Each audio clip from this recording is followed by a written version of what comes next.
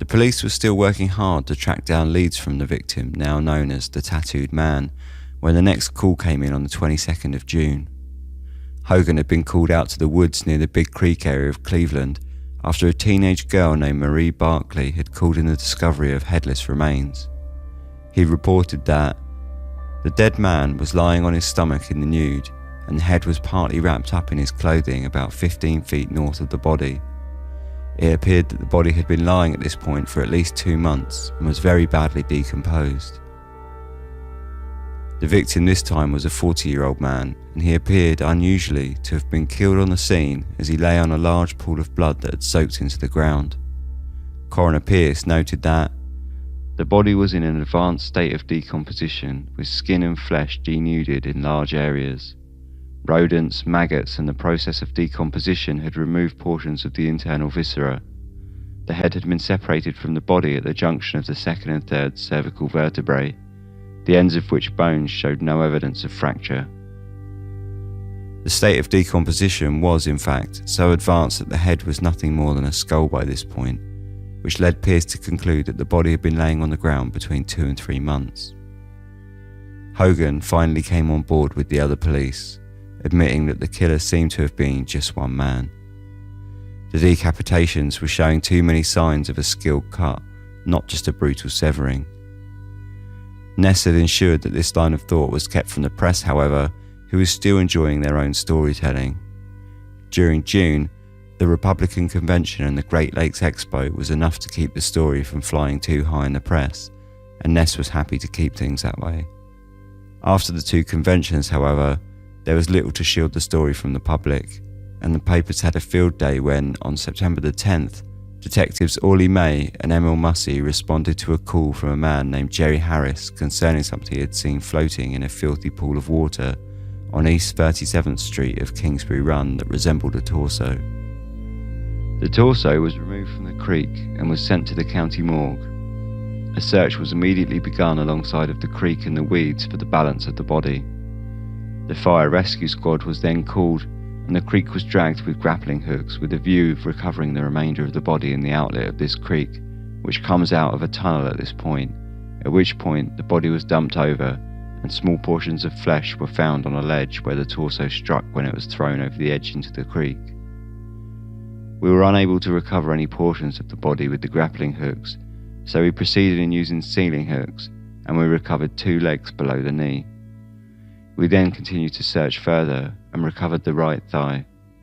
I then searched the woods and picked up a grey felt hat, rather dirty, which appeared to have blood spots on the top, and a small black band which had the label Loudy's Smart Shop, Bellevue, Ohio.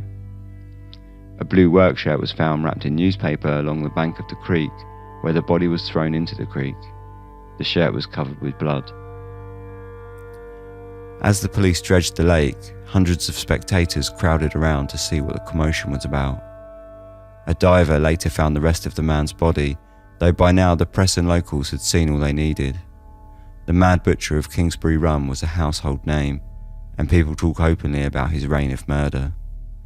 The Cleveland News ran an editorial on the murders, offering a $1,000 reward for information on the man dubbed the Mad Butcher of Kingsbury Run, and went on, "Of all the horrible nightmares come to life, the most shuddering is the fiend who decapitates his victims in the dark, dank recesses of Kingsbury Run. That a man of this nature should be permitted to work his crazed vengeance upon 6 people in a city the size of Cleveland should be the city's shame.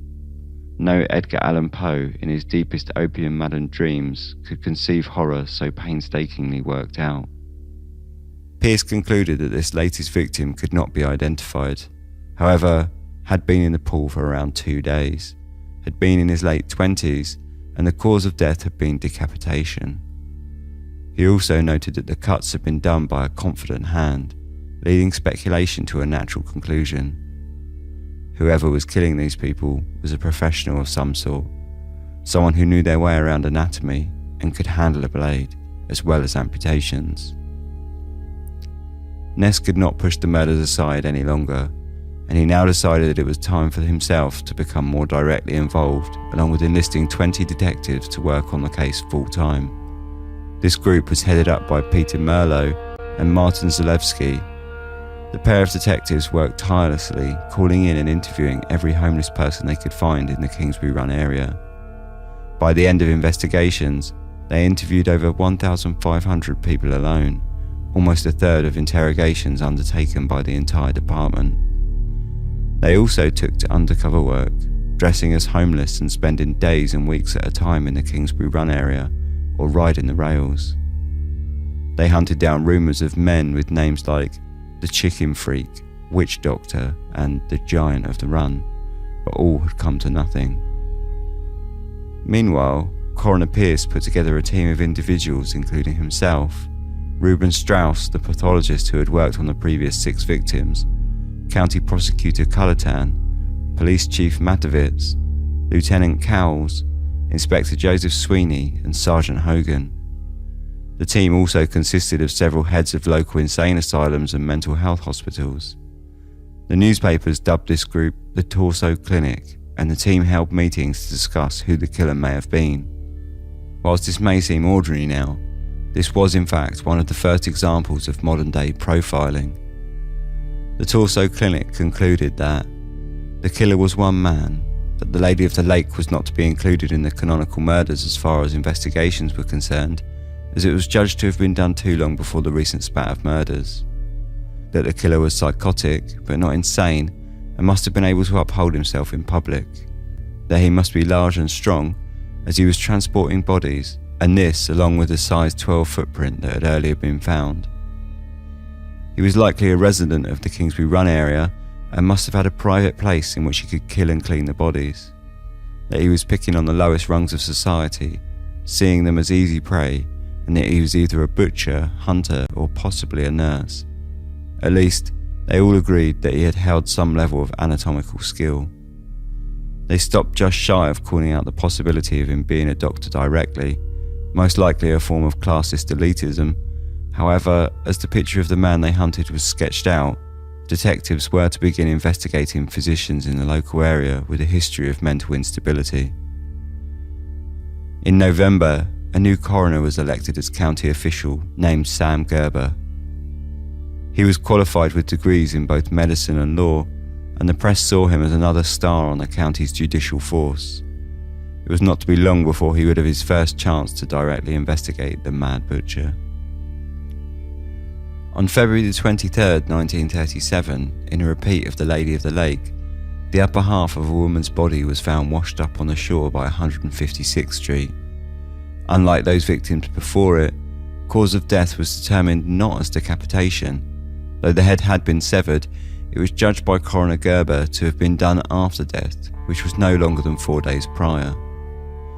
She was in her mid-20s, weighing 120 pounds and medium brown hair. Her arms had been removed and the lower half of the torso had been cut in half and washed up separately 3 months later. The victim's arms, legs and head were never discovered, along with her identity. The only solid piece of information that was noted was the dirt in her lungs, suggesting that she was a resident of the city.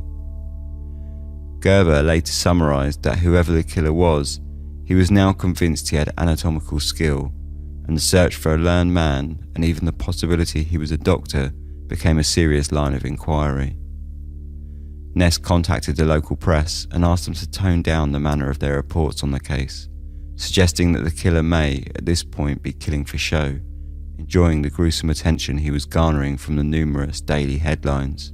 They obliged to a degree, but it was to little avail, as on the 6th of June, the police were once again investigating a further body. Russell Law was the 14-year-old boy who made the grisly discovery of a skull under the Lorraine Carnegie Bridge. Upon searching the area, the police found a burlap sack filled with the incomplete skeletal remains of a woman in her 40s. Along with the remains was a newspaper dated June 1936, published a full year before its discovery. The victim's arms and legs were missing, however the skull showed signs of considerable dental work, and through these, the woman was identified as a prostitute by the name of Rose Wallace. Rose was confirmed as having gone missing 10 months previously by her son, who was convinced the remains were that of his mother, though both Gerber and Hogan were not as convinced. Merlot, however, accepted this identification. Her remains were donated to Western County Med School, and doubts remained over her identity along with the cause of death, which due to the treatment of quicklime to the body had been impossible to verify. 1 month later, with civil unrest having reached boiling point, the National Guard had been called in to take control over a bout of labour strikes. On July the 6th, Guardsman John Smith, watching over the river by the West 3rd Street Bridge, saw a piece of human remains floating by on the wake of a passing boat. Police were called, and over the next several days they trawled the river, pulling out an almost complete body, minus the head, of a man in his mid to late 30s, approximately 5 feet 8 inches tall and weighing 150 pounds. Gerber concluded the body to have been in the river for 2 to 3 days, and the cause of death was decapitation. Perhaps tiring of his usual MO, this time the body had further grim secrets waiting to be discovered. The internal organs had all been removed, along with his heart, which had been torn from his chest with little skill or precision of the usual cuts. Of course, no identity was ever found.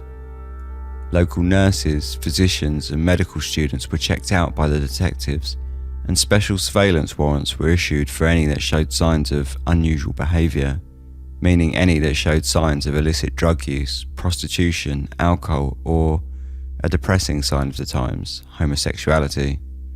Despite these and other tireless efforts by the detectives on the case, the trail fell as cold as the coming winter months, and 1937 closed quietly for the butcher. On the 8th of April 1938, as the quiet winter slipped into spring, a young labourer on his way to work walked along the banks of the Cuyahoga River. He spotted what he initially thought was a fish, however soon discovered it to be a severed limb. For a month the police department held hopes that it would lead to nothing more. However, these were dashed when in May, the remainder of the body, found in 2 burlap sacks, were hauled out of the river.